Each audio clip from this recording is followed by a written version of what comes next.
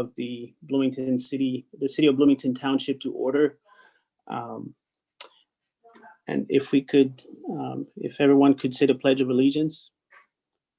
I pledge allegiance to the flag of the United States of America and to the republic for which it stands, one nation, under God, with indivisible, with liberty and justice for all. Madam Clerk, could you please call the roll? Trustee Matthey? Here. Trustee Bolin? Here. Trustee Milawambwe? Here. Trustee Emig? Present. Trustee Painter? Here. Trustee Carrillo? Here. Trustee Ward? Here. Trustee Crable? Here. Trustee Bray? I see you there, Trustee Bray. Okay, thanks. Got the thumbs up. Trustee Renner?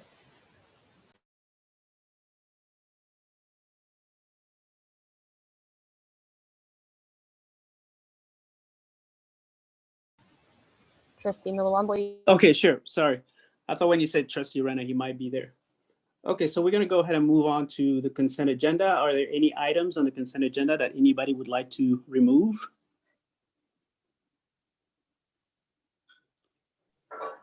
Okay, so seeing none. Motion to approve as presented. Okay. Yep, motion to approve as presented. Second. Okay. Who seconded after? Jeff. Crable. Okay, thank you, Yep. Jeff. Okay, Madam Clerk, could you please call the roll? Trustee Matthey? Yes. Trustee Bolin? Yes. Trustee Milawambwe? Yes. Trustee Emig? Yes. Trustee Painter? Yes. Trustee Carrillo? Yes. Trustee Ward? Aye. Trustee Crable? Yes. Trustee Bray? Yes. Okay, awesome. Next item on the agenda is a draft fiscal year FY 2022 budget ordinance. And the recommendation is for the draft FY 2022, I believe, budget ordinance to be accepted and placed on file for 30-day review period. Is there a motion to approve?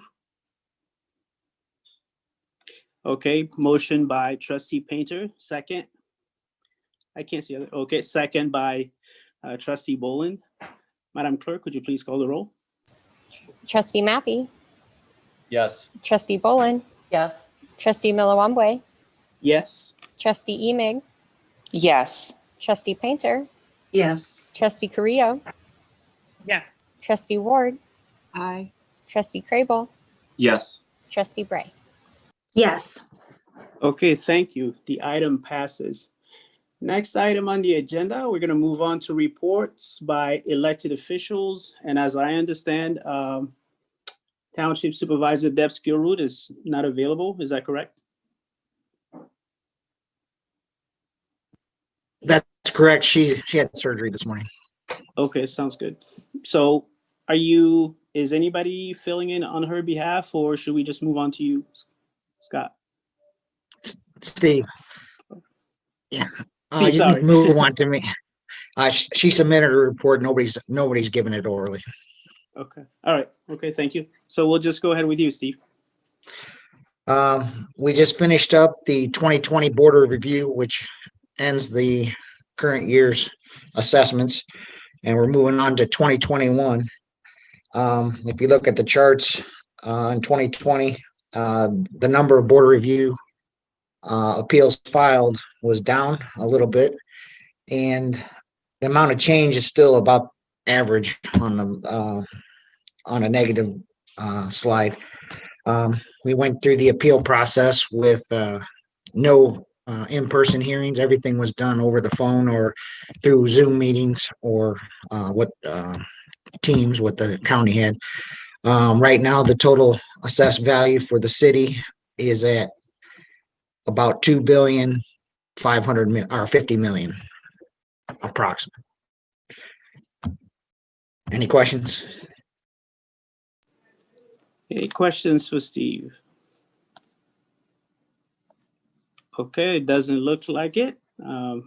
Thank you, Steve. And we're going to go ahead and move on to public comments. Madam Clerk, do we have any public comments in relation to Township?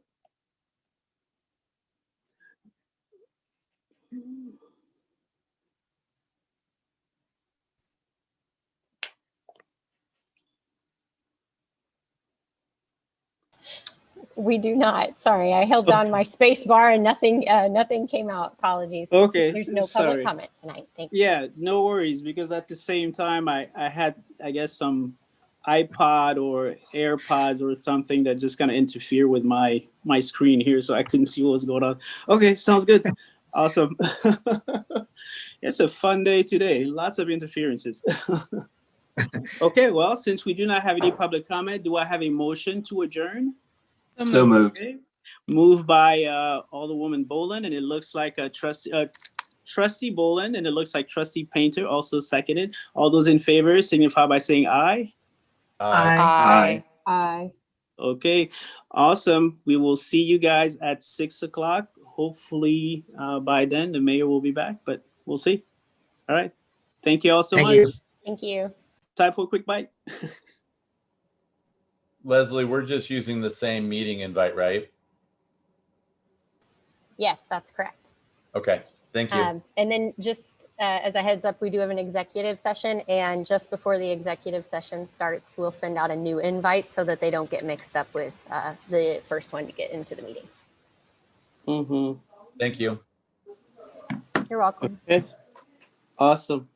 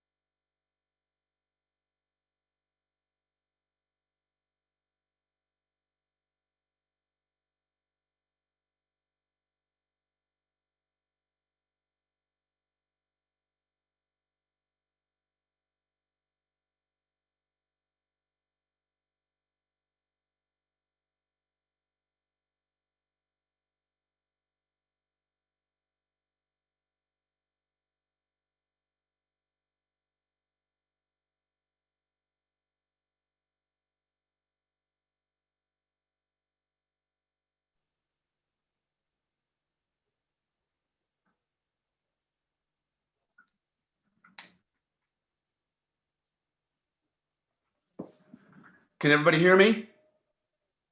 We good? Thank you very much. I apologize for the technical difficulties. They were twofold. But I'm going to go ahead and call the meeting of the Bloomington City Council to order. We're going to go ahead and start with the Pledge of Allegiance. I pledge allegiance to the flag of the United States of America and to the republic for which it stands, one nation, under God, indivisible, with liberty and justice for all. And if we'd have a moment of silence.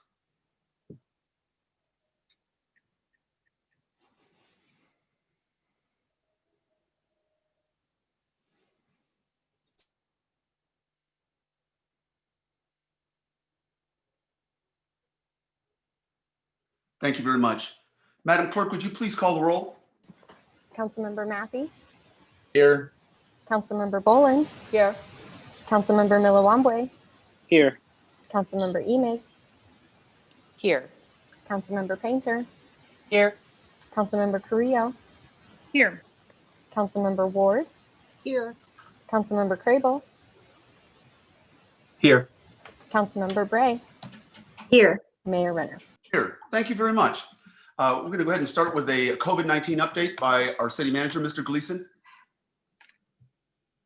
Thank you, Mayor and Council. I do have a few updates. Some extremely good news for our region occurred earlier today. We moved back to phase 4, and we started messaging that as soon as we got the news from IDPH earlier today. Let the business owners know Leslie and her team at the clerk's office kicked something out to them almost immediately. I think we did a media release as well. But just a general overview. This is very similar to where we were at late summer, early fall. And I'm going to touch on some of the biggies that maybe the community is probably the most interested in. For seated areas, there must be a minimum 6 feet between tables or other designated patron service areas. If tables or booths cannot be moved, employers should only use every other table, just things along those lines. It's about space. For standing areas, there is a maximum occupancy of 25% of the standing area capacity. And as far as enforcement, which I am confident that's not going to be a problem, it's going to be something that when we're called, we'll respond. And we have 2 courses, 2 avenues, and that is to forward the report to the Liquor Commission or the Health Department. But excited about this and ask that the community help us stay in phase 4 so that we can advance and be out of this. So calling on the community to give us a hand as well. Item number 2, the Coliseum, the arena being used as a vaccination site. This is something that city staff, and you've got the county in there as well, but city staff truly made this happen. This was far more than just saying, county, you can have the vaccination center here. A lot of logistics, memorandums of understanding, a lot of legal considerations, a lot of logistics to make this successful, and that's what we've seen so far. So extremely happy about that. We're operating Tuesday and Thursday. Health Department rather is operating Tuesday and Thursday. We could pick up a Friday. That's something that Carl Hospital is already involved, but they might be assisting to open that 3rd day up to push out the vaccination to our communities. And then the last item real quick, an update on the CDBG aid for the small business assistance grants. And then next council meeting or the committee, next council meeting on February 8th, I'll give an update on the direct aid for the residents, but on the business assistance grant side, council in the second round had allocated $220,000. We have 21 applicants thus far, 19 are noted as eligible. So that allots for 95,000 of the 220. So there's still about $125,000 that's available on the small business assistant grant side. And again, on the resident side, I'll provide that update to council on February 8th. Thank you, Mayor. Thank you very much. I very much appreciate that. And At this point, we're going to go ahead and start with a proclamation under item 6A, and that's recognizing Health for Humanity Yoga Awareness Period as requested by the Administration Department. And I wanted to thank our distinguished clerk for making sure that I had this right in hand. The proclamation and recognition of Health for Humanity, January 16th through 31st, 2021. Whereas yoga is an ancient process of keeping the human body and mind in good health, spiritual training is considered a part of physical training for the ancient times in India. And whereas the Surya Samaskar, sun salutation, is a special sequence of yoga postures that provides the key health benefits of yoga in a very succinct package. And whereas Hindu Swayak Sivak Sangh, HSS, is a voluntary nonprofit social and cultural organization which aims at preserving and passing on the ancient Hindu heritage and cultural values to the next generation of Hindus and raise awareness around the world. And whereas HSS is conducting the 16th consecutive annual awareness program, Health for Humanity, which is a nationwide effort to promote friendship, mutual understanding, and good health among multicultural and diverse members of the community. And whereas the Health for Humanity program will be conducted January 16th through the 31st, 2021, and will be free and open to all people for learning a unique set of yoga postures called Surya Namaskar. Yoga enthusiasts and local organizations are participating in this event. Now, therefore, I, Terry Renner, Mayor of the City of Bloomington, do hereby proclaim January 16th through the 31st, 2021 as Health for Humanity Yoga Awareness Period in Bloomington, and urge residents to join the Health for Humanity Yogathon. We thank HSS for their outstanding job with helping to preserve and promote the ancient heritage and cultural values around the world. Thank you. And next, Madam Clerk, we have a recognition for an appointment to the Cultural Commission. Yes, the appointment was Shweta Shukla to the Cultural Commission. Congratulations. Great. Thank you. And we certainly appreciate her help and work, and obviously the couple of hundred people or so who were involved in our boards and commissions, and obviously work for nothing and do lots of deep dives that help us do our work. Next, we move to the consent agenda. Are there any items that any member of the council would like to have? Oh, I'm sorry, Leslie? Sorry. Oh my God, I jumped over public comment. Thank you. Sorry, thank you. I'm going to turn it over to you, Madam Clerk. Do we have people on ready to participate in public comment? We do. We have 4 online tonight. The first is Adam Heenan. Adam, can you hear us? Adam? Adam, are you there? Adam, you may need to push *6 to unmute yourself.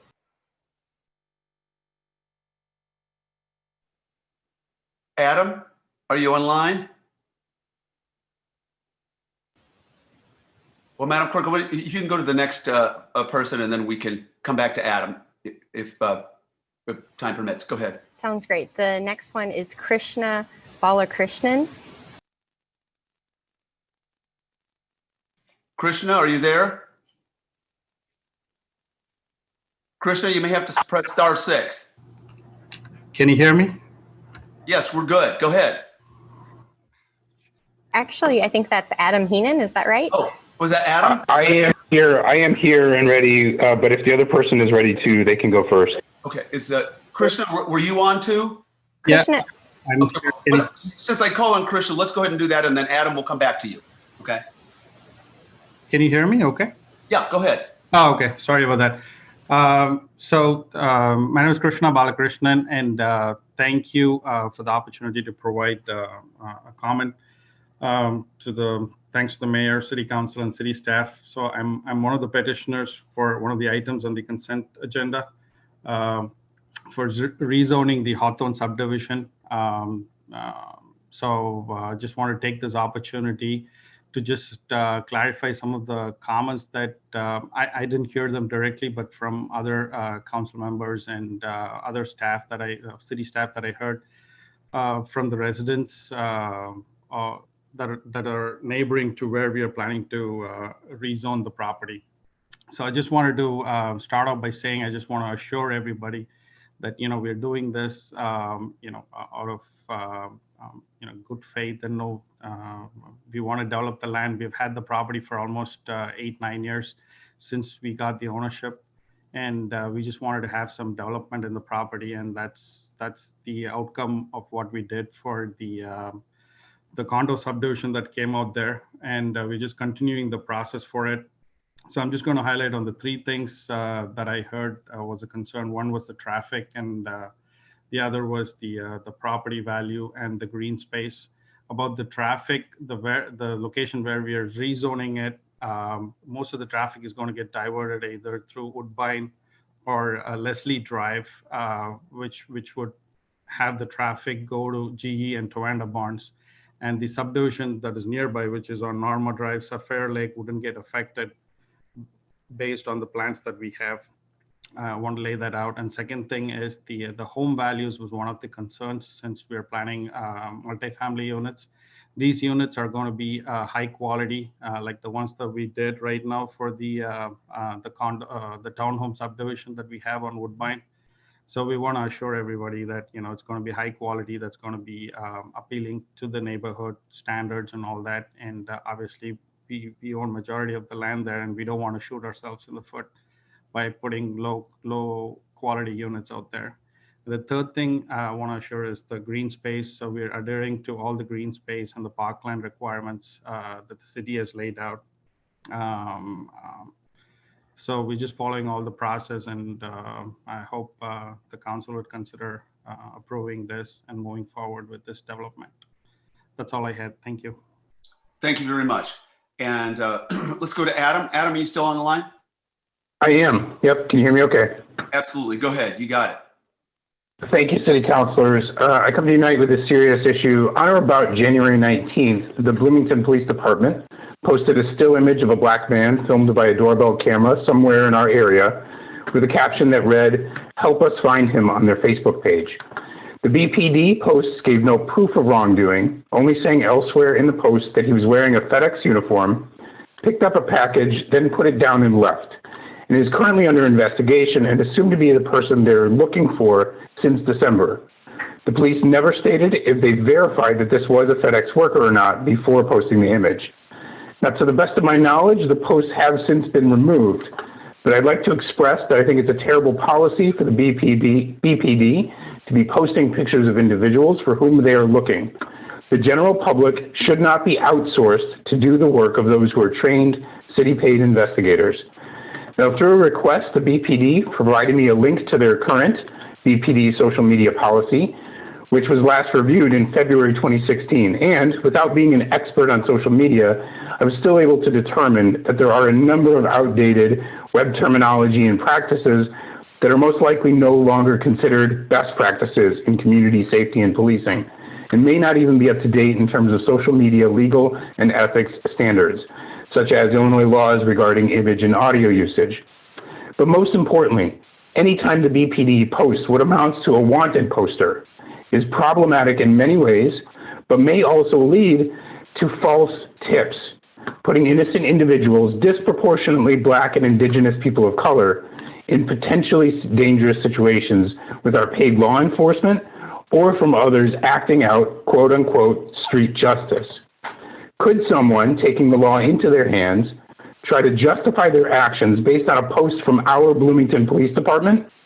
After what we've seen take place in Washington, D.C. on January 6th, we know that some of us take irrational, obscene, and unthinkable action when authority figures post online.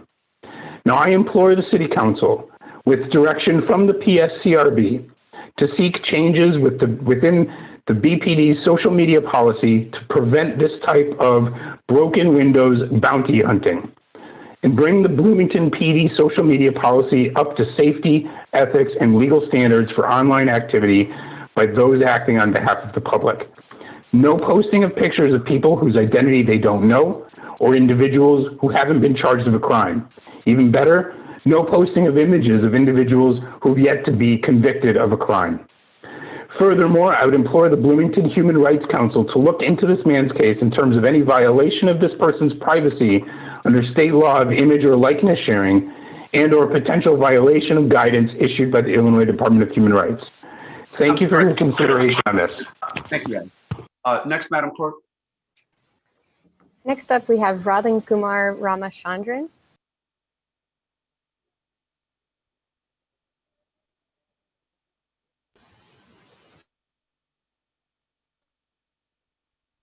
Hi, good evening. Hi, good evening. Are you able to hear me?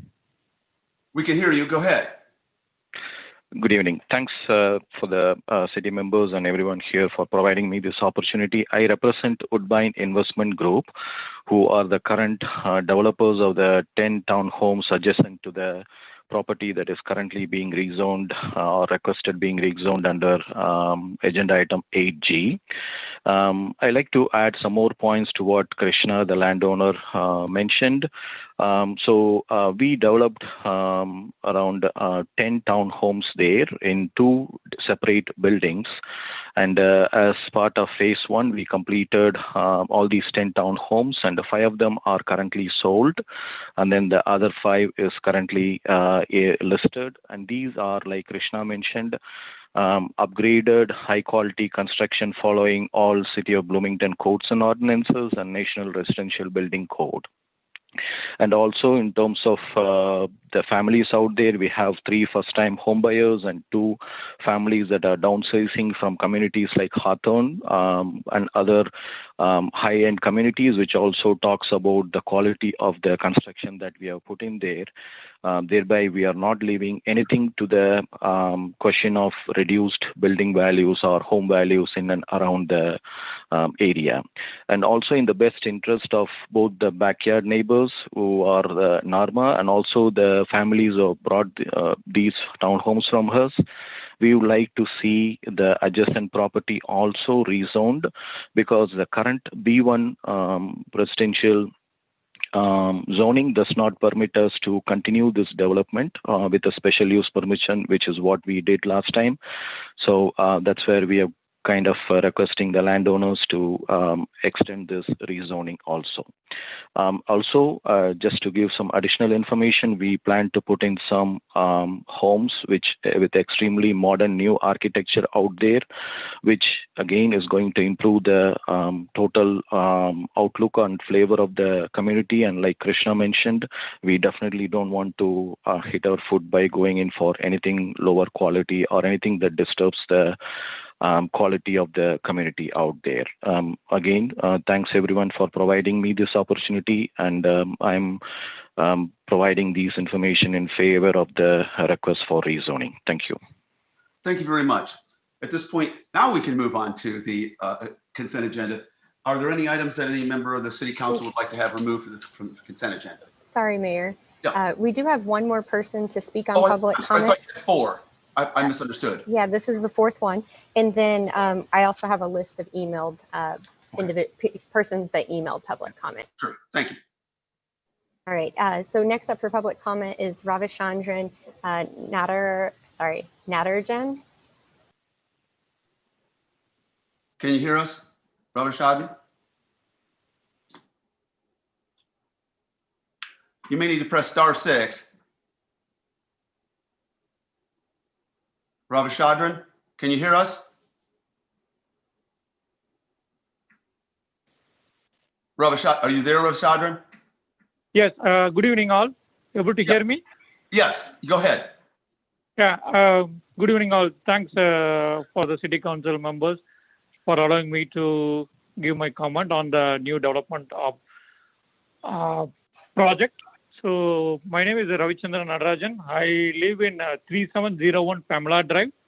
I'm living there. My home is I purchased this home from 2015.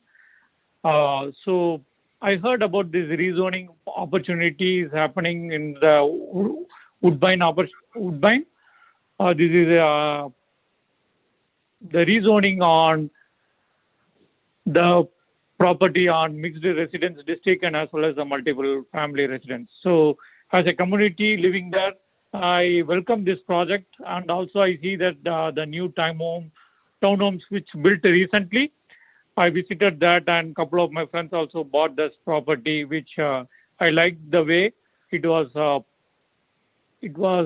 developing. So I would like to support this project to move forward on this rezoning and building up the family residence there. Thank you very much. Then, Madam Clerk, you're going to read the names. Yes, please, thanks. Misty Metros, Jeannie Keist, Neenan Thomas, Rich Talnija, Terry Talnija, Ted Day, Jeffrey Telling, Norma Hill, Angela Bailey, Adam Heenan, Ed Mack, Donna Suiters, and Paul and Mary O'Brien. Thank you very much. Thanks. Under item 8, our consent agenda, are there items that members of the council would like to have removed for separate consideration? Councilmember Boland? Yes, item 8A. 8A as an apple, okay? Yes. And Councilmember Maboka, Milawambwe? 8G. 8G. Okay. Any other items? Seeing none, is there a motion to approve the consent agenda as presented with the exception of items 8A and 8G? So moved. Councilmember Craybill, second by Councilmember Boland. Okay. At this, any discussion? Seeing that, Madam Clerk, would you please call the roll? Councilmember Matthew, Yes. Councilmember Boland, Yes. Councilmember Milawambwe, Yes. Councilmember Emig, Yes. Councilmember Painter, Yes. Councilmember Carrillo, Yes. Councilmember Ward, Aye. Councilmember Crable, Yes. Councilmember Bray. Yes. Thank you very much. The consent agenda will pass with the exception of the 2 items that were pulled. I'm going to start in the order in which they were pulled. Item 8A, Donna? Yeah, I would like to make some clarifications on the minutes on page 4. There is some interchanging of the words resolution, ordinance, and initiative, and that's causing some conflation in the public sphere. The Welcoming America is a resolution to partner with the national nonprofit nonpartisan network to make Bloomington a truly welcoming community, as opposed to the confusion that comes with welcoming city ordinance, which is to constrain the police department. So if those words could be properly reconfigured so that it makes sense to what was actually discussed. Thank you. Okay. So are you're requesting that those comments be added? Well, I would like to have Clarification? I think she probably did. Leslie said that she would take care of it. I just wanted to clarify it on the record that what I brought forward was a resolution, but in the minutes it's listed as an ordinance, and welcoming city ordinance is listed as an initiative. So that needs to be clarified so that it's clear what it is that was proposed. So are you? And I will motion to approve as amended by Leslie. Okay. Is there a second? Second by Councilmember Bray. Madam Clerk, would you please call the roll? Thank you. Councilmember Matthew,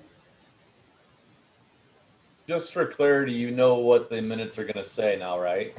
I do. They've actually already been edited. So if you think back to that conversation, there was a lot of referencing of it as ordinances and resolutions and whatnot. And so I've spoken with staff and we've got it all lined out what needs to happen for clarity. I think it's just really a Scrivener's error in the sense because it is correct in the heading and in the motions as stated, but a couple of times within what individuals said, there needed to be a clarification. So, Okay. Yep. Thank you. Yes.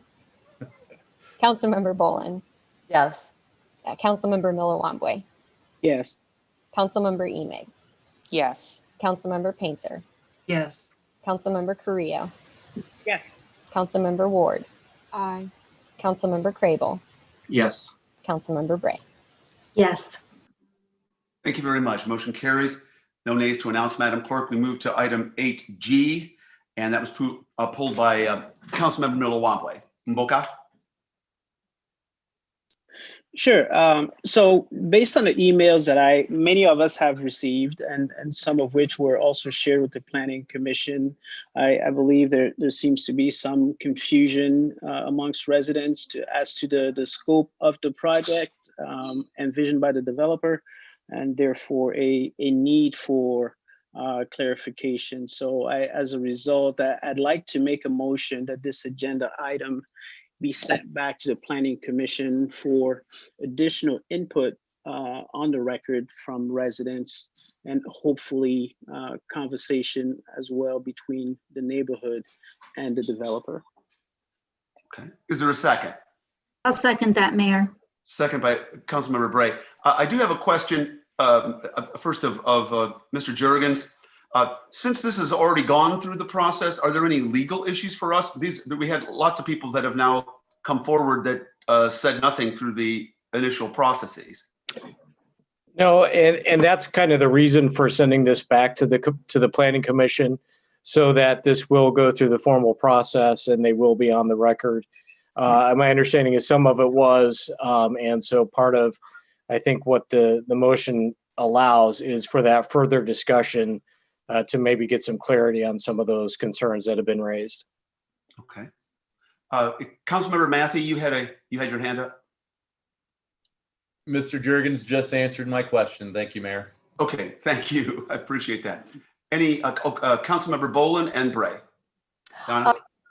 Yeah, I just wanted to say that most residents don't really know the process until it comes on the agenda, and then it's too late to make changes. I know that we can send it back to the Planning Commission, but I don't know how to go about getting the information out to the public so that they know they need to go to the Planning Commission to speak their mind before it gets forwarded to the council.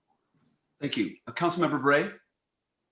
I just wanted to echo that I've received a lot of community input on this particular issue, and I look forward to seeing some discussion between the developer and the community to see if there can't be some consensus building here about some development that matches expectations and opportunity.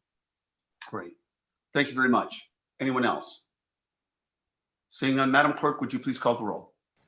Councilmember Matthew, Yes. Councilmember Bolin, Yes. Councilmember Milawamble, Yes. Councilmember Emig, Yes. Councilmember Painter, Yes. Councilmember Carrillo, Yes. Councilmember Ward, Aye. Councilmember Crable, Yes. Councilmember Bray. Yes. Thank you very much. Motion carried. There are no nays to announce, Madam Clerk. At this point, then, we move to our regular agenda under 9A. This is a presentation of the fiscal year 2022, the budget preview, as requested by the Finance Department. At this point, of course, there is a presentation only and discussion only. There are no motions here. We have 12 minutes, to be precise, presentation here under the agenda for Mr. Rathman, and then a 12-minute council discussion. But let's go ahead and I'm going to turn this over to our city manager for any preparatory remarks. Mr. Gleason. Thank you, Mayor and Council. For the community, an exciting night. This is our first public discussion about our fiscal year 22 budget. Our budget cycle is May 1st through April 30th. So we're ending FY21 and the very kickoff meeting for FY22. So a lot of work yet to be done. This presentation will be rather short because we are building. We're meeting with the elected officials, and then we're presenting and sharing with the community. Something that we're going to do differently this year, and it came out of suggestions in last year's fiscal year budget preparation, is every time before a substantial piece of FY22 is going to be discussed, we plan on posting a video that's going to be prepared either by the finance director, Scott Rathman, or the budget manager, Chris Tomerlin. We did not get that done this past Friday, just wanting to tweak and make sure that the product that we're putting out there is something that we're proud of and can be followed fairly easy. In addition to that, in addition to the specific conversation about FY22, we're going to put out a series of videos called Budget 101, and we're finishing those up. If they're not completed and out tomorrow on our website, they will be out no later than Wednesday, breaking it up into 4 or 5 different sections where we're just sharing the process. What as stewards of taxpayer dollars, this is quite the honor and privilege that's been entrusted to us. And it's something that we want the community to understand as best they possibly can. So again, kickoff meeting regarding FY22 tonight, and I'm going to turn this over to Scott Rathbun to kick this off. Thank you, Scott. Thank you, City Manager, Mayor, and Council. Phil, could you bring up the presentation, please? While Phil's bringing that up, we're actually a little ahead of where we were last year at this time. We're going to be running through essentially the same presentations as the prior year, tweaking those as we go along, given input that we get from council and the community. I actually wanted to push the cycle out slightly related to getting more visibility on COVID. Things are changing all the time, but we had to draw the line, and we took a conservative position, and we did our prelim balancing. And so tonight we're going to be presenting essentially the second presentation that we did last year, prelim totals, major tax revenues as a comparison to the FY21 budget, the general fund statement of revenues and expenditures by category, same exhibit that we go through during the finance director's report, and then grand totals for the funds for the capital projects. Next slide, Phil, please.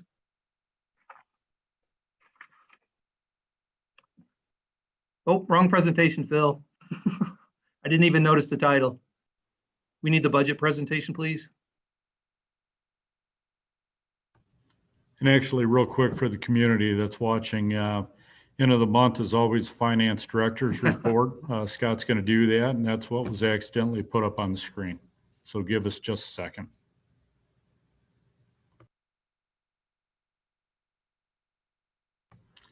And Scott, you're still locked into 12 minutes. Okay. So while that's coming up, I'll start.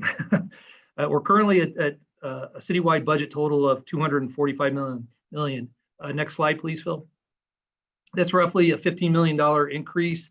I'll reference the capital projects line, showing a $54.3 million total for capital projects with an increase of $13.3 million. So the majority of the increase for the citywide budget is related to capital projects. And those capital projects include a plus $10 million placeholder for O'Neill Pool. And then the major other component is Water Fund has capital improvement project increase of around $5 million. And many of these projects are actually rolling from 21 to 22, so they're not all new. The general fund budget currently at $109 million. That's a decrease of $1.2 million actually, and that's due to taking our revenues budgeted for 22 down from 21, related to what we see as residual COVID impact going into next year. The general fund balance, however, we're still looking at a relatively healthy fund balance at end of 22 of around $24 million. And that includes using $600,000 of fund balance to cover operating shortfalls for the general fund. For cash for equipment, this is a line item that we had on here last year. It's been strategically discussed to try to wean ourselves off using the capital equipment lease every year for our capital equipment. Last year, we had a line on here showing the general fund at $650,000. We currently don't have any cash for equipment budgeted due to the revenue shortfall we're projecting in 22. So only $536,000 from non-general funds. That's primarily the water fund. Next slide, please. Major tax revenues. I'll jump to the bottom. This is a comparison to 21 to 22. Right now, we have revenues down $3.6 million. These major tax revenues. You can see the largest component of that is home rule, taking that down $1.4 million, almost 6%. We're averaging 10% below budget right now for these for COVID impact. We will realize some benefit from the local portion of internet sales taxes that went into effect January 1st. That will reclassify some of our tax revenues from local use tax, which is about halfway down the screen, up to home rule, but still taking a conservative approach that we could see a 6% decrease in home rule. Utility tax revenues down 123, budgeted so far, all related to telecom. This impacts our dollars available for pension, public safety pensions. Utility tax increase that went into effect in 2016, about 40% of total utility tax revenues is related to that increase.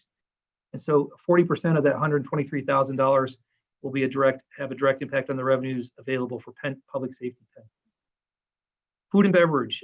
This is one of those categories that goes up and down depending on the mitigation requirements. So last month we had 30%. Well, we experienced a 30% under budget in the months where there's no inside dining allowed. Otherwise, we average about 11% under budget. So being conservative at this point, we've taken this down $575,000 for about 13%. Local motor fuel tax, $700,000. We're averaging about 16% under budget. This could have a long-term, we could be realizing a long-term impact on this category related to the remote workforce that may stick around post-COVID. And this directly impacts our asphalt and concrete fund dollar for dollar. So $700,000 reduction in the revenue is a $700,000 less transfer to the asphalt and concrete fund. And then I'll jump down to hotel and motel. Another category that could have a long-term impact from COVID, hotel motel. November was down 48%. We see this as continuing, as still there could be a reluctance for travel or this virtual workforce that we're experiencing currently. Next slide, please. General fund revenues and expenditures. This is the revenues portion, obviously. We'll be going through the citywide version of this exhibit next month and going through details on capital projects as well. First line, use of fund balance. You can see it went from 786 to 3.4 million. I'll skip to the far right first. 598,000 of that is related to the COVID operating shortfall. That's the 600,000 I was referencing earlier. 2.8 million of that is for pension coming out of the restricted pension reserves. Our public safety pensions went up by $2 million, the contribution requirement from last year, primarily driven from mortality rate tables that were adjusted, and also some tier 2 benefits that were negotiated in the state consolidation plan. So we have a reserve, fortunately, created from the utility tax increase a few years ago, but we're eating away at that, and we'll have to address those pension needs somewhere over the coming year. But we're hoping to have more insight on the consolidation, and hopefully what they're going to be doing is provide some relief to the city. Taxes down by 3.8. That does not tie to the major tax revenues exactly because there's additional tax revenues within this category. They're not included on the major tax revenue exhibit. Jumping down to investment income, rates are going down. This has a dramatic impact on our investment income revenues from our healthy reserves. We were enjoying some decent interest returns on those funds, but that's going down as well. Transfers in, these are the charges the general fund allocates to enterprise funds. We've had some pretty significant increases related to credit card fees. The billing and collections for utility taxes is part of finance, which is in the general fund. All those costs are directly allocated to the enterprise funds. Plus, we are allocating costs to the arena this year. We had not done that previously due to the third-party management. However, the arena, even with this allocation, is still going to have an improvement of $245,000 by taking that in-house over prior costs that were contractually limited to $350,000 with VenueWorks. Next slide, please.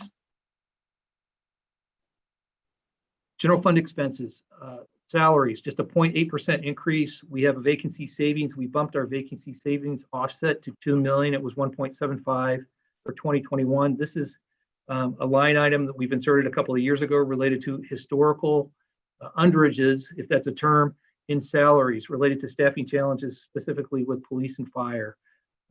We have staff goals to, adhere to response times and things of that nature, but we have historically had a difficult time keeping the ranks filled and have had that vacancy savings. So we have included that in the budgeting process going forward. Benefits, the 6.8% primarily related to health insurance, decreases in commodities. I'll jump down to other intergovernmental expense. That 1.9, almost $2 million increase is primarily related to the public safety pensions that I mentioned earlier. Also in that category is Connect Transit and McLean County. Part of that increase is related to a slight increase in Connect Transit as well. And then transfers out. This is where we have some interfund relationships, general fund where the major tax revenues deposit into that fund, and then we transfer out to asphalt and concrete, specifically related to local motor fuel tax. So we took that down by 700,000. So that transfer out is being reduced by 700,000. We took home rule down by 1.4 million over 21. So that transfer has gone down by 10% because 10% of home rule taxes are earmarked for asphalt and concrete. So that transfer went down by 140,000. And then in 21, we had a budget of 1.2 million to be transferred to the capital improvement fund because revenues were trending so well in 21. We had that surplus in the general fund that allowed us to fund those capital projects. We are not doing that transfer this year, but there are funds still available in the capital improvement fund. So quickly, a reconciliation, just real high level, we're taking revenues down significantly from 21. And how does that reconcile to only needing $600,000 in fund balance? Well, one of the larger items is that $1.2 million transfer to the capital improvement fund that we're not doing in 22. I skipped over, and I shouldn't have, capital expenditure line there, the 648, nothing budgeted this year. That's the cash for equipment. So we have nothing budgeted for cash for equipment this year. So that's a $650,000 change in expense. And then by taking the vacancy savings up by another 250,000, that accounts for about 2.1 million of that $3 million reduction. And the rest is some of the other categories, including commodities, et cetera. Next slide, please. So just to run quickly through capital improvement totals by fund. The capital improvement fund, the first line, these are general fund financed capital improvements. So this was parks, fire, things of that nature. We currently have a little over $10 million placeholder for O'Neill Pool in that fund. For asphalt and concrete, 7.2 million, 4 million local motor fuel tax, 2.2 home rule, and 1 fund balance. Tim, did you want to jump in here for a moment and speak to this?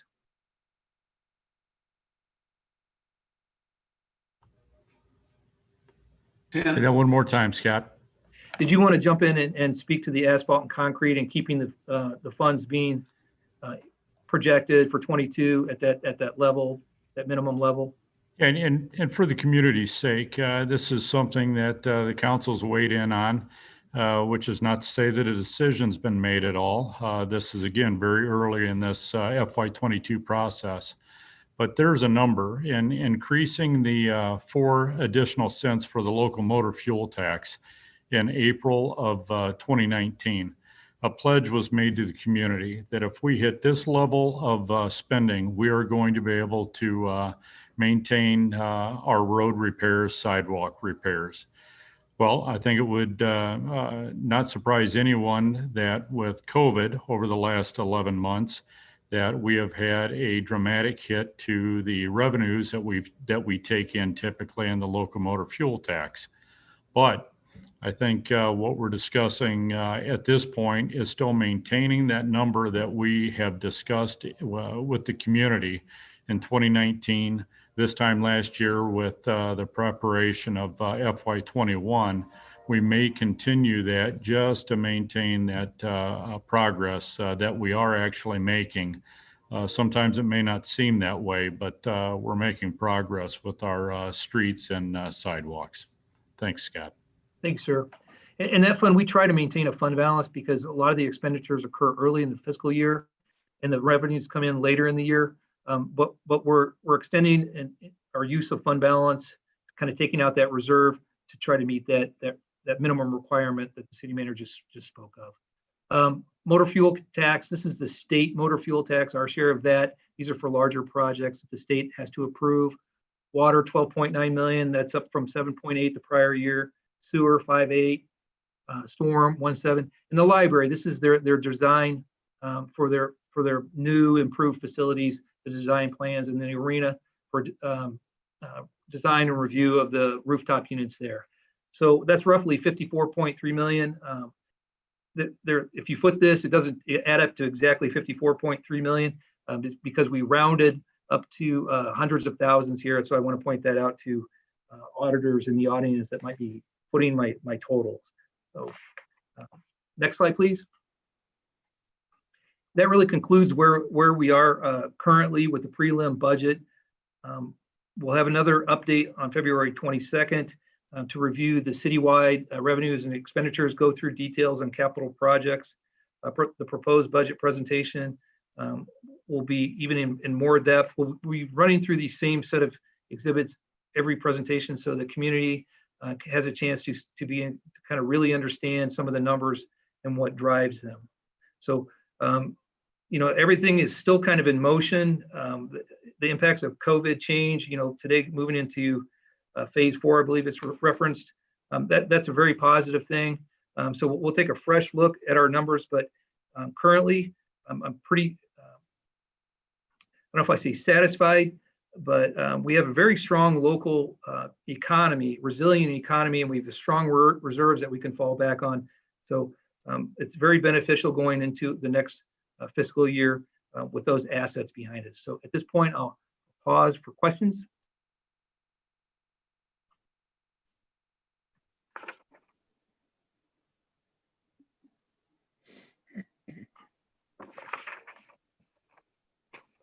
Okay, sorry about that. We're going to move to questions. I had to unmute myself here. Questions, comments? Councilmember Carrillo, and then Craybill, and I believe that was Bolin, correct? Jen, go ahead. Scott and Tim, actually, just wanted to see if you could take a moment to just explain to the folks who are watching or who might see this later more about the actual budget process.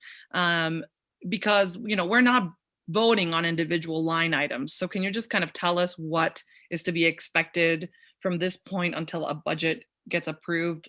So what are the different rounds of editing, and what are the different points at which people can become engaged if there is something that they want to speak to us, their representatives, about? I appreciate the opportunity. I guess a quick walkthrough, and I would let Scott weigh in on this as well. This process, maybe going back a little bit more than what you were asking for, but the monthly finance director's report, it speaks to not only the budget that we are in, but it also, at the tail end of it, we start mentioning the budget that is coming up, that we're preparing and starting to discuss publicly. Now, the residents, if they're watching, or if they watch the Budget 101 series that we're going to put out tomorrow, no later than Wednesday, and really I'd hope to have it out and announce it tonight as something that's prominently displayed on the website. Those questions can come directly to me. They can come to Scott. They can definitely come to the elected officials to try to gain a higher level of understanding. So then now, this being the kickoff meeting for FY22, as we're starting to talk about some major projects, even amidst COVID, you talk about still at least no decision's been made, as you said, Alderwoman Creel, but we're having these discussions and we're advancing some major projects which are opportunities for our community. And then you get to the lesser line items, you sort of, I don't want to suggest that it's in the weeds, but it's smaller dollar amounts. And while it's, fun to talk about a $5 million project or a large purchase, the tens and $15,000, $20,000, they add up as well. So trying to provide that level of understanding for the community and definitely seek input in any avenue that we can get it. Thank you. Thank you for that explanation. And thank you so much for the budget 101s. This has been something that has been important to the residents and the constituents that I represent, and had asked for it last time around. This time we have a little bit more room to plan that out and make that something that can be a permanent and sustainable part of our budgeting process. So I just want to lift that up much. Super important. Thank you very much. Just to add to that, Jen, the different mayors, of course, are going to choose to use their powers or authority in different ways. But the mayor of Bloomington, which has a very broad, structurally has very broad veto power, including line item veto power. So it's possible, depending on who was mayor. I've only had to kind of use a pocket veto of the budget once back in 2014 because we had a budget that was just not sustainable. But that is depending on whoever is elected mayor. The next time around, they may view their role in the budget process in a more aggressive way. But just FYI, so those are the possibilities. I certainly had a lot of people appeal to me over the years to veto specific line items in the budget. I have never done that. I'd say we had council member, was it Craybill and Bolin, I believe. That was the order. Jeff? Thank you, Mayor. Yeah, I just want to echo what Alderwoman Carrillo said, and I believe, if I remember right, we put on a budget presentation for our constituents last time, and worked with Tim and Scott to do that. But it's really nice to see, being the city being proactive and helping to explain the budget process, because it's certainly not easy, and I'm still learning as I go through each year's budget. So for O'Neill Pool, can you confirm we're looking to pay for that likely through an increase in the property tax rate? You want me to take that, Tim, or you want to respond? Go ahead, Scott. Well, I've been looking at that question as part of the public safety pension issue as well, kind of bundling those. My thought is that we're going to get more visibility on the public safety pensions through the next few months. And by the end of the year or going into the next levy, we're going to address that along with the funding of this bond, potentially related to a component of the utility tax or the property taxes. So, there's different options. If we peel off the public safety pension requirement all onto the levy, and then we utilize utility taxes for capital improvements or some portion thereof, slicing that up some way. And then there's other components. We don't know the total cost for the project yet. What our fund reserves are going to be, whether or not we want to put a substantial down payment on the pool and fund less. But those are kind of some of the general thoughts that I have at this point. Great. And you talked about the public safety pension issue. And if you could just explain just a little bit more about the consolidation and how we hope that, potentially the requirement to have the pensions fully funded will, be 90% versus the city right now at 100%, how much additional revenue that would garner for the city. Right. We're waiting to see whether or not there's going to be standardization related to that target percentage, from the 100 to the 90. There's also a push by the Illinois Municipal League, IML, to push to extend the timeline from 2040 out to 2050. So, both those two combined could have very material impacts on the dollars that, we're seeing as contribution requirements every year. Right. Great. All right. Thanks, Scott. I appreciate it. You're welcome. Just on that note, Jeff, I just wanted to clarify, we haven't raised the property tax, that is the city's portion of it. People don't realize that, since 2008. And that doesn't mean that we raise it now, but we've often, even the tough budget years like 2014, 15, 16, that was pretty much at that time off the table, because the school districts, of course, are almost exclusively reliant on property taxes for their revenue source. We have multiple options. And so, as I say, even in some of the tough budget years, we didn't pursue that. And when we did raise the utility taxes that were earmarked for pensions back in 2014, we brought most of the utility taxes up to the level of normals. We still have a couple. Scott, maybe you can. Is it one or two of our utility taxes are still lower than normals? Yes, I think electric and gas potentially. I'm doing this from memory, but yes, there's a couple that are lower. And so those are the kinds of things that might be potentially more palatable in the long run, because that in many cases it's like $1.10 or $1.20 a month that people would pay. And that might be more palatable, but those are some of that's just a little bit of a backdrop of what's happened over about the last 12 years in terms of our budgetary policy. At this point, I want to go to Councilmember Bolin. Yeah, I have a question. With the funding of the the enterprise funds, does some of that money come out of, I guess, their reserves? Do they have enough money held back or rolled over from last year? Or are you counting on the revenue coming forward, or a combination of both? No, the enterprise fund capital projects will be fully paid for from those enterprise funds. I'll use water as an example. They've been accumulating reserves for many years. Their fund balance projected for the end of 21 is roughly $24 million in fund balance. So they've been accumulating those to kind of address these larger projects that they're starting to look at. Thank you. Thanks. Anybody else? Okay, seeing none. Thank you very much, Scott. Thank you, Mr. Gleason, as well. We appreciate your hard work on this. And obviously we have our fiscal year ends April 30th. So usually by the first meeting in April, we try to pass a budget. So in case something doesn't pass like it didn't in 2014, we've got a backup and we can actually have a budget by May 1st. So thank you all very much. At this point, we move to a next item, 9B, and that's consideration and action on a resolution petitioning federal, state, and local government officials to replace Columbus Day with an Indigenous Peoples Day, as requested by Councilmember Jen Carrillo.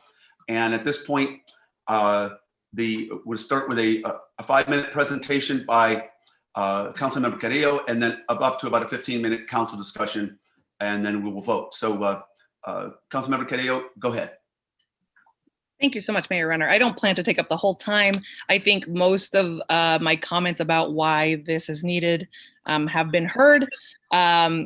And I guess I just want to explain to the folks who might be watching why there is 2 motions. This one is around encouraging our state and federal officials to end the practice of celebrating Columbus Day, given the symbolism that he evokes and the history that has been kept out of sight about what Columbus did upon his arrival to this continent. And I know that in October of this past year, there was legislation introduced in the Illinois General Assembly to get this holiday replaced. And my understanding is that it will be reintroduced in the spring session. And so us actually signing this resolution and encouraging our state officials to do this might actually have an impact in making this no longer a holiday in our state.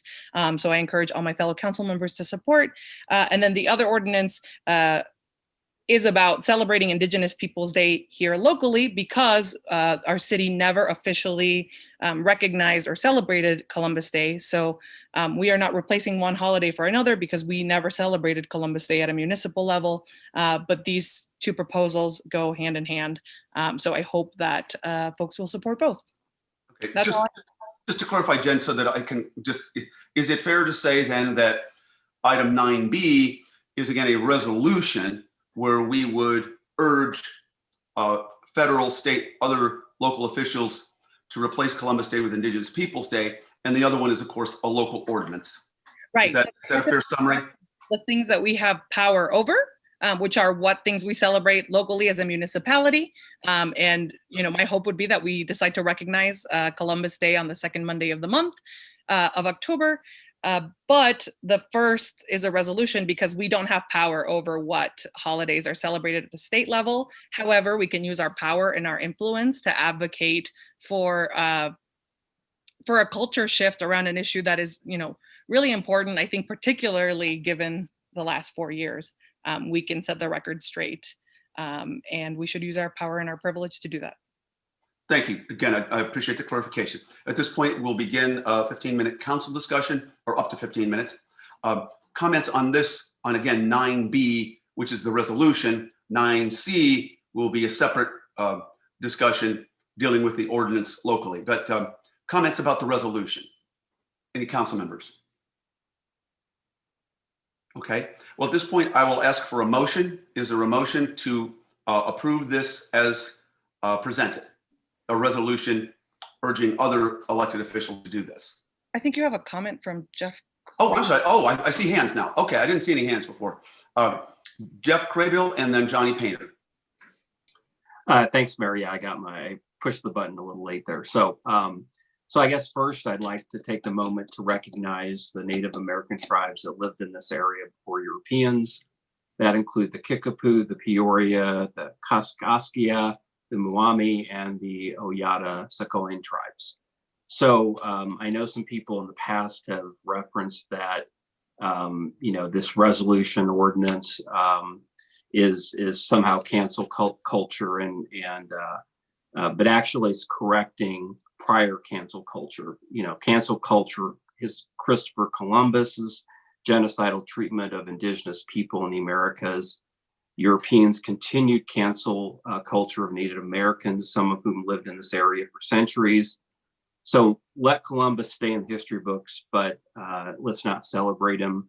And let's be a leader as a community and recognize Indigenous Peoples Day and ask others to join us.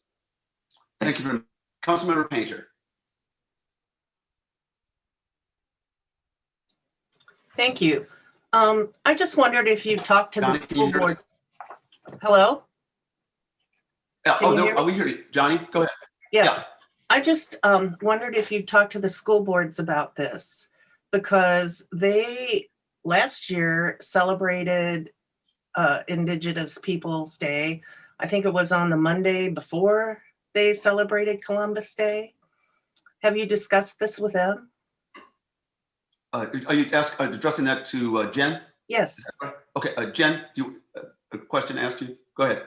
I haven't. I'm happy to talk to them about it, but I'm not on the school board. I'm on the city council, so I figured I would bring it to this body first. And honestly, folks have suggested that we celebrate the both. I think they're completely antithetical. You would not celebrate like a Confederate leader and also celebrate the end of slavery in the same way that you would not celebrate Indigenous Peoples Day and then go, oh yeah, but Christopher Columbus was so great. I don't think those two can be reconciled. So that would not be my recommendation. But I do know that the Chicago Public Schools have opted to recognize only Indigenous Peoples Day. And so this might be something that the local school boards might be open to as well. I think it would be great if you talk to them about it. I really do, because I think that it's really important that our children learn the truth. And I think that we're all one community and they're part of it. And I think it's important that that be factored into this first. And other than that, I really don't have a problem with that. But, I also want to point out that there are a lot of indigenous people or American Indians that were cannibals.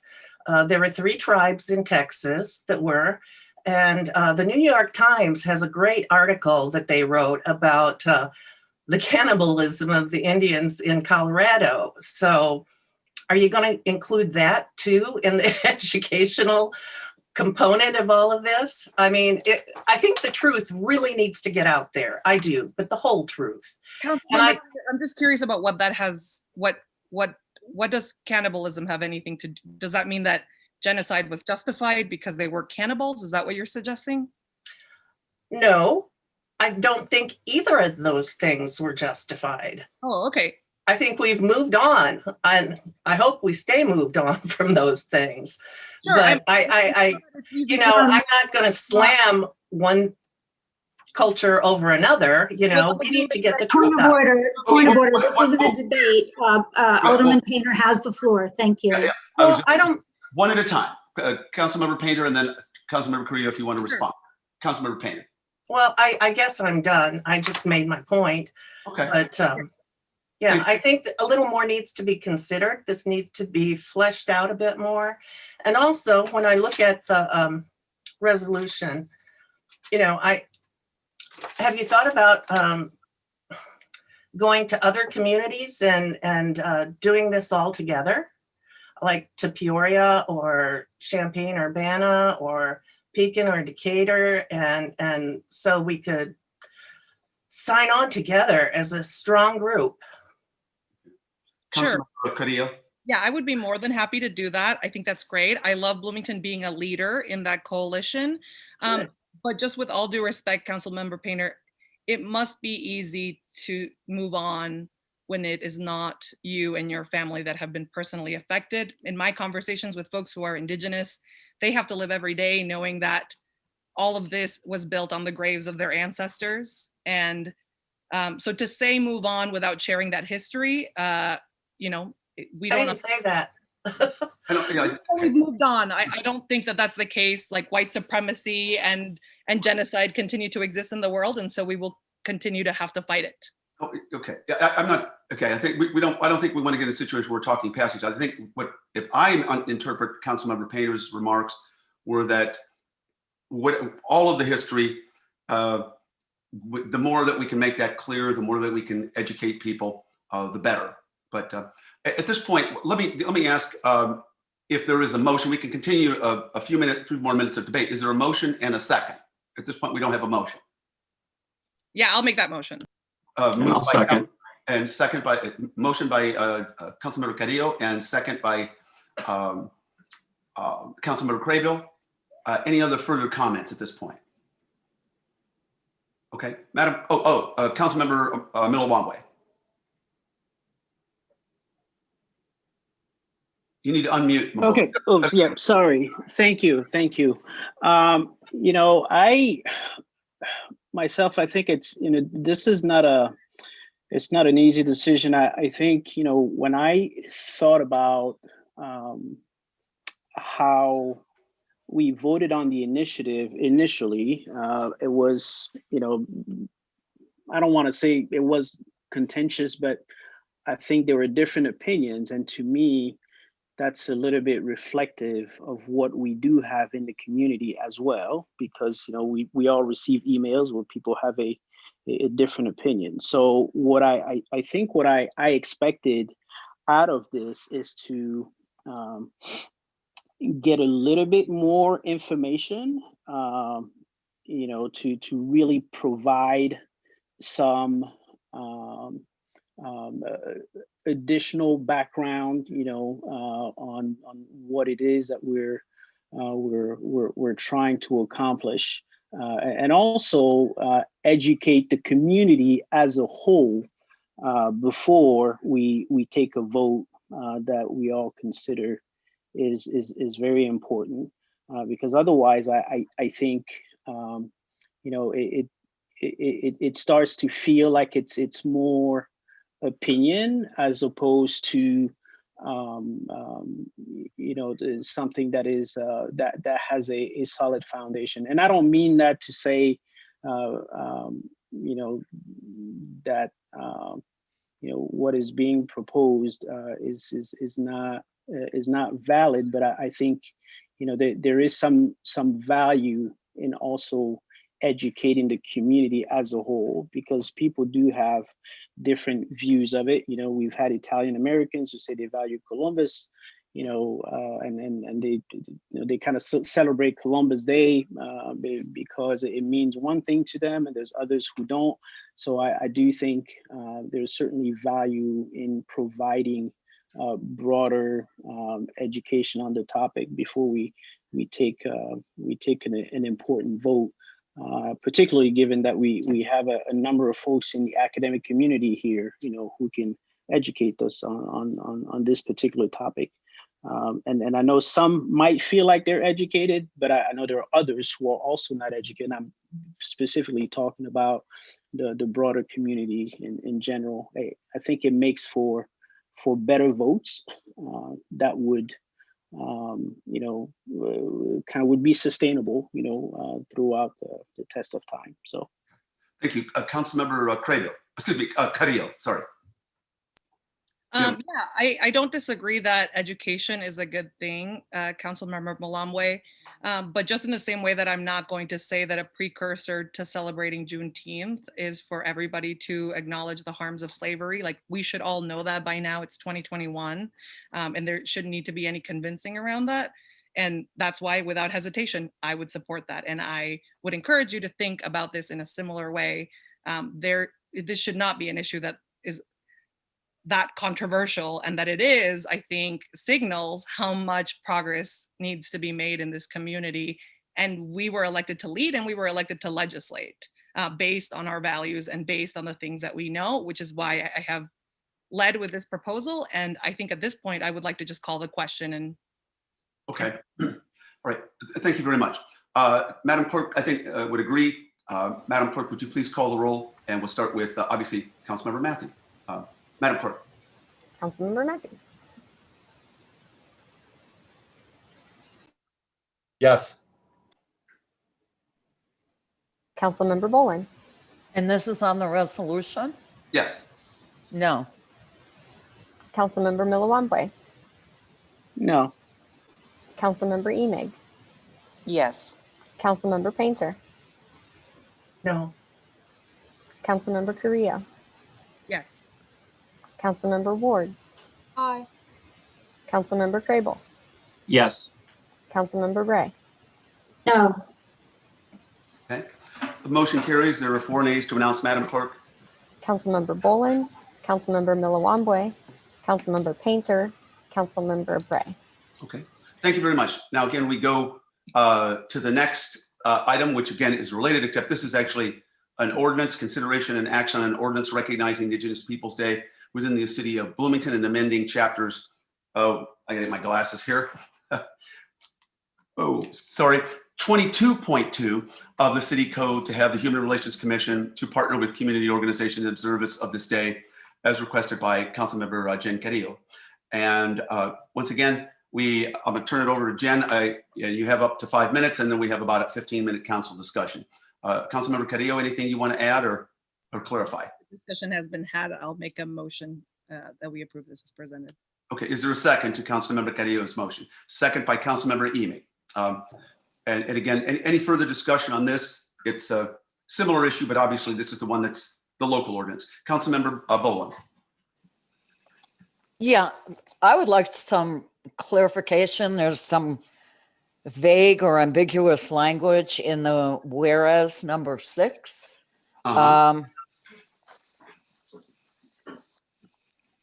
It's it says a day formally recognized, and to sponsor an annual observance on or around the 2nd Monday of October. Can that be clarified? To me, it's ambiguous. Maybe. Jeff, I'm turning it over to Jeff. Do you understand the question?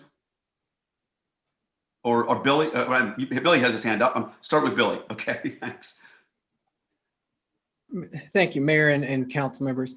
Originally in the draft, we had on or around the second Monday, both in the ordinance and in the language, and the desire for that was similar to Juneteenth. In the event that people want, or organizations wanted to hold an event that wasn't on that day, we wanted to give that flexibility. However, upon review, we changed that in the actual ordinance, but it did not get corrected in the whereases, and so it was meant to be corrected to say the second Monday in October.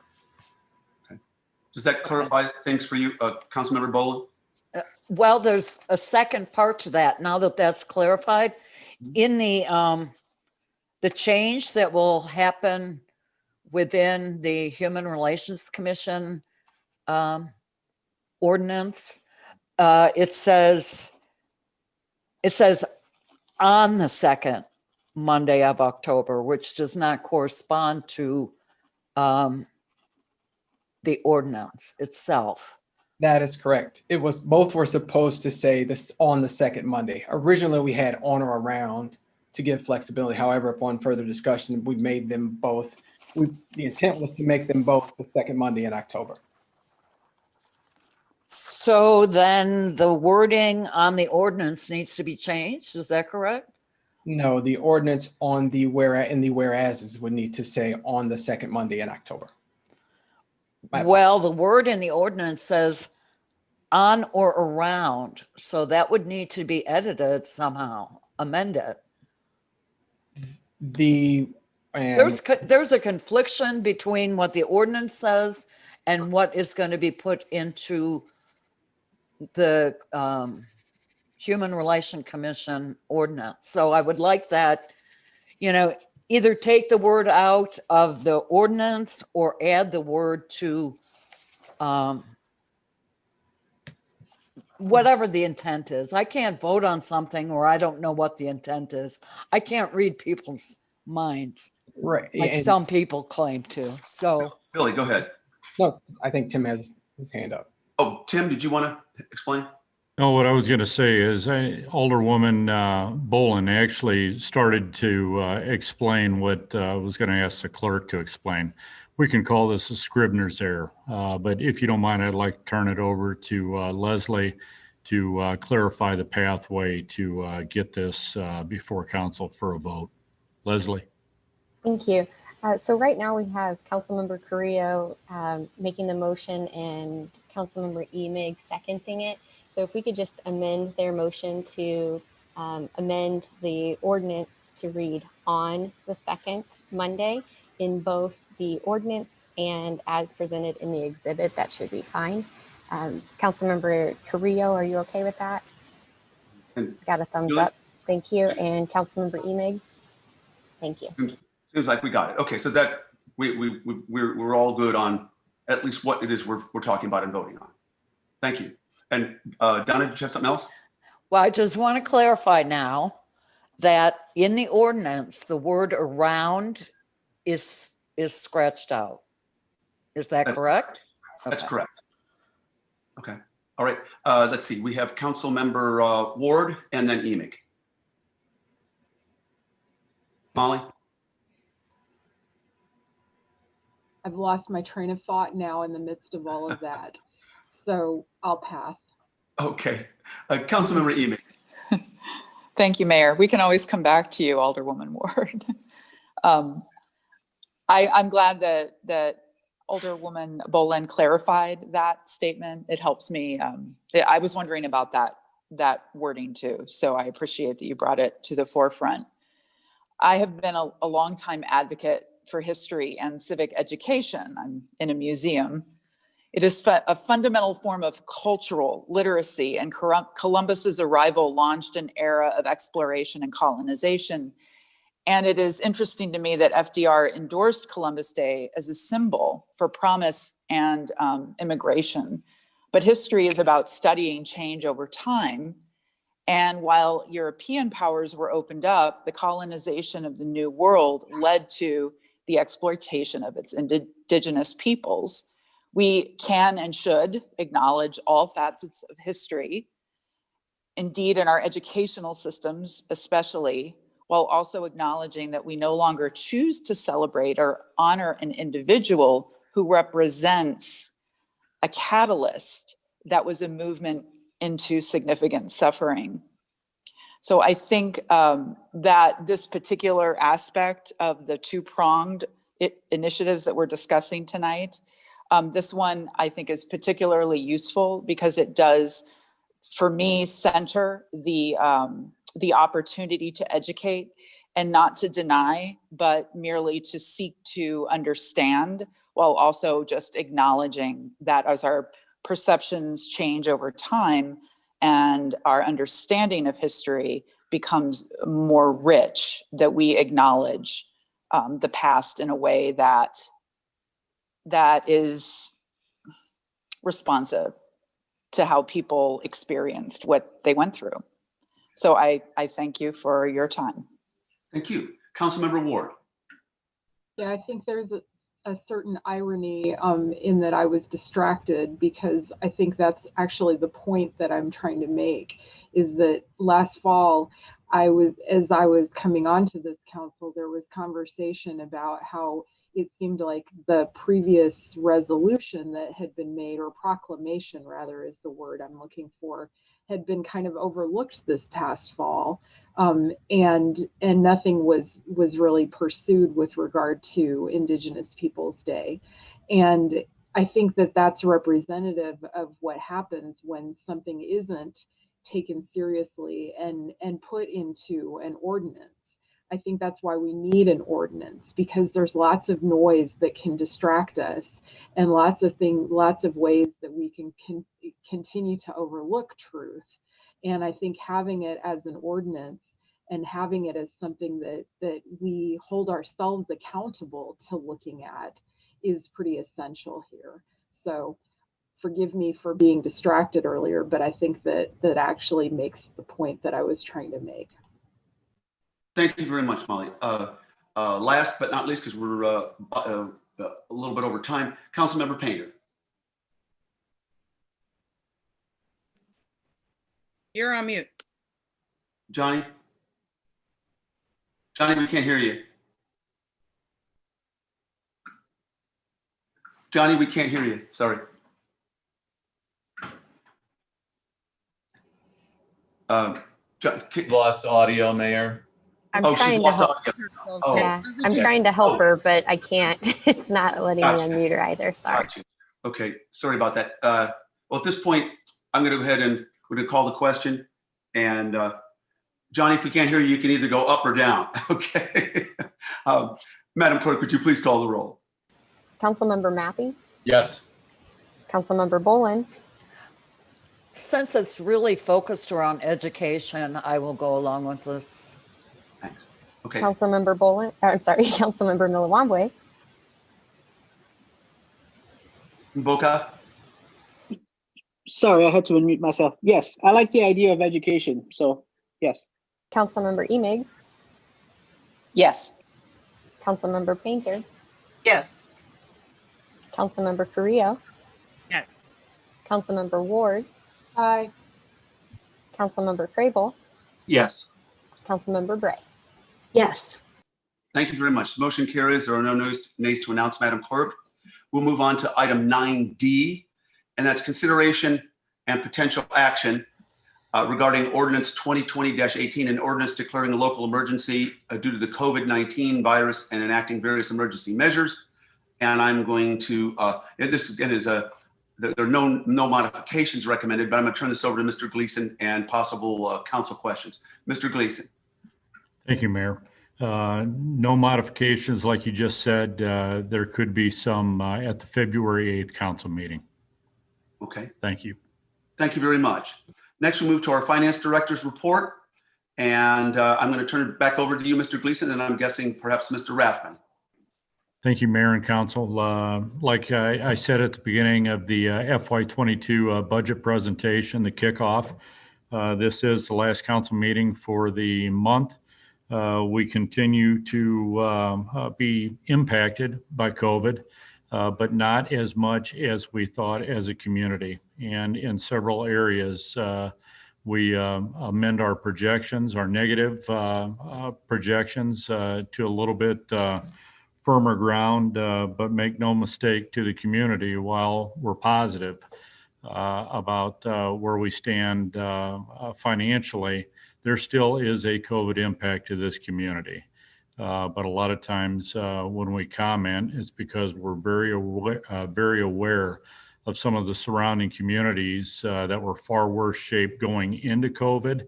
And definitely that's compounded amidst COVID. So we have a healthier, stronger, resilient community, and hope for an end in sight. Scott? Thank you, Senior Manager Gleason. Phil, can you bring up the financial summary, please? And I'll jump on some of the comments that were just made using that term resilient. You know, we've seen some revenue categories really take a shot, but then we've seen other revenue categories where it seems to be, that's where those dollars are going. So there has been an overall impact, and it's going to be a negative impact, but along with our resilient community, and fortunately for the $3.2 million in local cure dollars that we received a couple of months ago, we're in decent shape. But things are always moving. Just a couple of weeks ago, doing the updates on the projections, with no inside dining, et cetera. And now here today, we're getting good news. So always in motion is the future. I think Yoda said that. So next slide, please. Tim smiled. I got a little Star Wars reference there, but you can see in the year-to-date dollar variance column the kind of impact that COVID has had. I'll just zero in a couple here. The home rule sales tax, nearly $1.9 million down year-to-date. Over in the far right column, you can see it was 11% under budget the last month of recognition. We've got 6 months in so far. There's a 2-month recognition delay on sales tax. It's actually a 3-month delay between retail sales. And when we reflect it, we've been averaging about 10% down. On state sales tax, you can see the overall impact year-to-date is $421,000. But I wanted to highlight that we've basically been positive over budget ever since the first couple of months of the year. So state sales tax, it includes obviously groceries, prescription drugs, registered vehicles, things of that nature. We don't have it on here, but our vehicle use tax is over budget as well. So another sign, that the local economy is strong, and the dollars are just kind of finding their way into the city in different fashion. Income tax continues to do really well. This is one of those things, one of those categories we just continue to think is going to go down, and every month, it can come in $80,000 to $90,000 over, and that can swing our projections really quickly one way or the other. Local motor fuel tax, $500,000 year to date. The last month of activity that we reflect is 20% under. We've been averaging 16% under. So as I mentioned during the budget 22 comments, this one could have a long-term, could realize a long-term impact from COVID related to a remote workforce. Food and beverage, the last month, I believe that's for November, 30% under. We've been averaging 10 to 11% under during COVID. So we're looking for a rebound there. Excited for our local businesses with the recent events announced today. Local use taxes, again, is internet sales tax, nearly $600,000 over year to date. It's $90,000 to $100,000 over every month. So, our home rule sales tax reduction, some of that is being offset by people purchasing online. And as I mentioned during the 22 comments, as of January 1st, online retailers are supposed to start charging that local portion. It's a little hard to try to estimate that, but it should be a positive impact on the city. And then finally, hotel motel, the $534,000 under year to date, 48% nearly under the last month of recognition, could have a material long-term impact in that category as well. But overall, we are seeing signs that the local economy is strong. People are still acting like, positive consumers out there. So it's having a positive impact on our financials. Next slide, please. I'm not going to go through each of these categories, but we've updated our projections as part of the budget process every year. It's kind of a three-pronged financial component. We do a very detailed update of the current year projections. We obviously do the next year's coming budget, and then we do our future years for future years. So when we're doing the budget, we'll go through every single account in the city and look at the projection for the current year. So as of now, you can see that I'm focusing on the projection budget adjustments column here, that our total revenue adjustments are down 7.6 million. A significant portion of that, if you look at charges for services, this is the BCPA and things like that, that are just shut down, but they have a pretty, it might not be one-to-one, but a pretty direct reduction in expenses as well. that in some of the commodities and contractuals, those are way down as well from those, we're just closed. And so we're not experiencing the revenue or the expense. So the $7.6 million reduction in revenues, pretty much it's evenly offset by the $7.3 million reduction in expenses. So we're currently showing, $250,000 offset net deficit related to COVID. That's pretty positive. But of course, if you look up there at the very first line, you can see that $3.2 million in local cures allocation that really helped us out during the fiscal year. Next slide, please. Our enterprise funds. We typically move sort of quickly through this. I know we had a solid waste presentation the other week. Revenues, looking at that revenue trend, charges for services, you can see that our trend through December should be 67%. We're right on track. COVID has not had a material impact on the revenues for our enterprise funds. I don't normally reference this, but since we were talking solid waste, budgeted use of fund balance for 2021 was $207,000. Not to get into too much detail, but I just wanted to highlight that I usually just reference the revenues. We had a planned use of fund balance for solid waste of $207 for the year. Revenues are tracking, so we're good for that fund right now.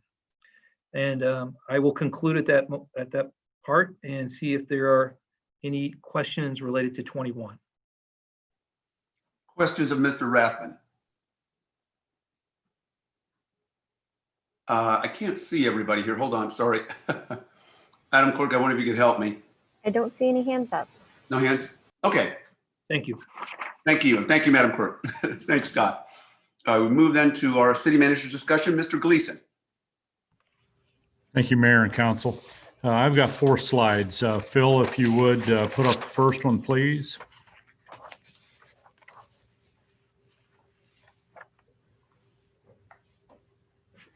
And here we go. Curbside market. The store is open Sunday the 31st at noon. Store closes Tuesday, February 2nd. And this is something that the economic and community development team of Melissa's just trying to find a way to be creative and I'm talking about the Coliseum. Farmers market typically would have been indoors, but the higher need, the priority became the vaccination center. Well, she being the director, Melissa Hahn, found a way to be creative and continue this. So that's the times coming up here next weekend. Next slide, Phil. And Love is in the Air. This one I can barely read because it's so faint, but it's the tour. The chocolate may be postponed, but love is in the air. And I am sorry, I cannot read the last part. February 1st, Friday. Looks like February 5th. Can you see that, Leslie? Yeah. 5 to 8 p.m. Sorry, I butchered that, but that's a great event in our downtown. Next slide. 2 new hires. Connor Allwood is a second generation city employee. His dad works for us as well. So welcome aboard, Connor.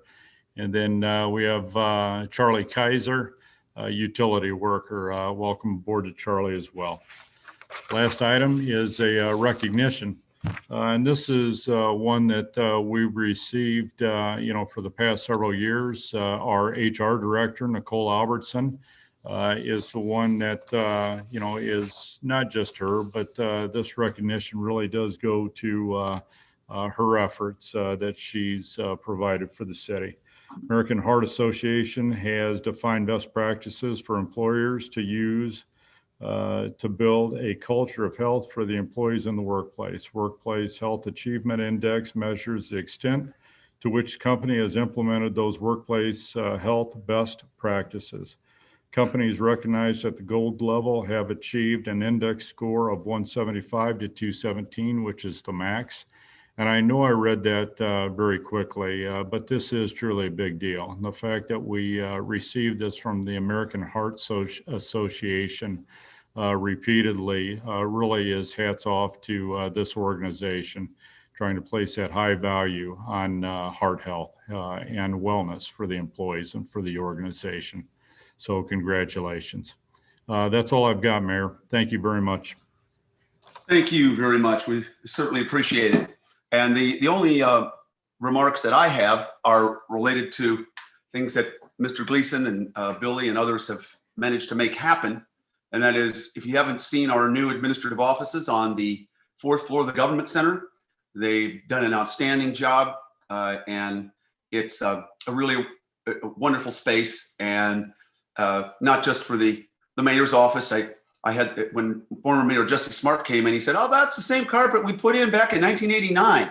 So it kind of does look 31, 32 years old, the stained carpeting. So the offices, I think, will be far more functional for us. Clearly, what we have in City Hall now was designed when Bloomington had about 30,000 and change people. And obviously things have changed since in many different ways. But thank you, Mr. Gleason, Billy, and others who've made this all happen. At this point, aldermanic comments? We do have, Councilmember Matthey and Councilmember Crable with their hands up. Okay, thank you. Councilmember Matthey, go ahead, and then Jeff. Thanks, Mayor. I just wanted to touch on something that Tim said real quick. Tour to Chocolate has become a really big event for downtown Bloomington in the last, well, gosh, it's probably been 8 or 9 years it's been going on. And I just want to let everybody know it's not canceled. It's been postponed until later in the year, hopefully when we can reopen everything, because it's become such a big event that it actually, I think there was a real solid fear of it violating any of the government restrictions for COVID. So even though a lot of it happens outside, there's still plenty of big parts of it that happen inside with the event too. So the hope is to put Tour to Chocolate back on some point later in this year, probably into the early fall part of the year. And downtown will still be celebrating just kind of general Valentine's Day stuff with Love is in the Air on the first Friday of February. Also huge, just a huge shout out from me to all of the workers that have been still continuing to clean up tree branches. Hopefully our weather today and tonight does not add more to the mix. I finally just managed to get my yard picked up mostly, and they're still trying to pull all the branches out of Dimmitt's Grove. So thank you to all those ladies and gentlemen that are doing a lot of incredible work to make this happen and get us back on track again. So thanks. Great. Thank you, Jamie. Councilmember Crable. Thank you, Mayor. Just wanted to announce I'm starting my monthly town halls. My first will be a week from today, February 1st at 6 p.m. And you can find the invite on my Aldermanic Facebook page. Wanted to also thank staff for answering the questions I had about the agenda so quickly. I had a number of questions about the pump station planning study. It's the cost has gone up a couple of times, but I think based on the explanation I got, I think it's necessary. And then just a suggestion that I had. I know we're going to find out next week how much direct aid that the city has provided from CDBG funds, but at some point it's going to run out. And then we, I think, go to the Township Fund, the special Township Fund. And it would be nice if there was a kind of a seamless transition, from one fund to the other, so that, people can get money for what they need as quickly as possible.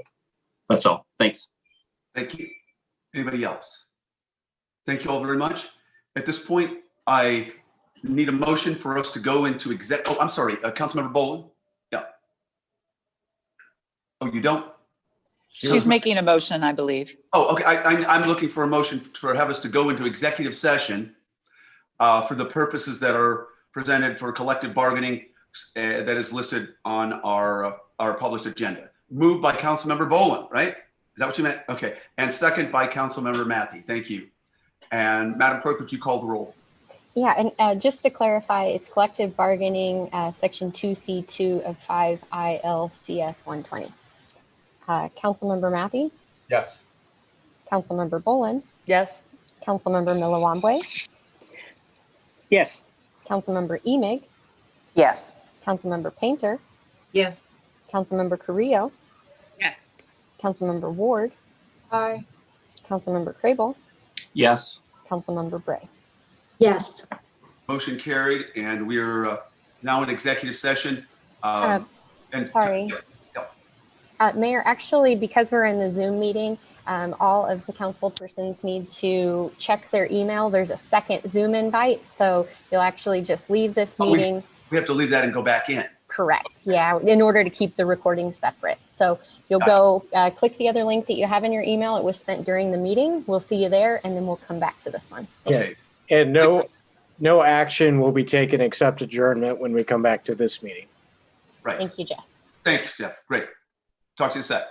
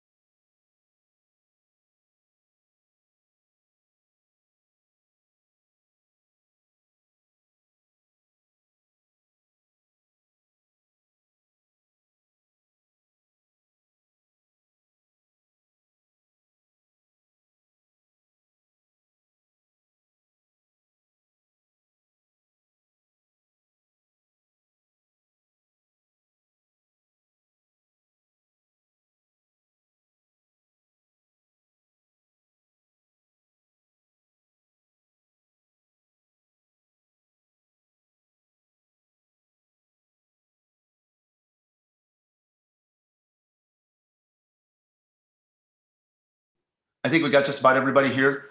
At this point then, can I have a motion to come back into open session and to adjourn? Moved by Councilmember Ward, second by Councilmember Boland. Madam Clerk, would you call the roll? Thank you. Councilmember Mathey, Oh, yes. Councilmember Boland, Yes. Councilmember Milawambwe, Yowza. Councilmember Emig, Yep. Councilmember Painter, Yahoo!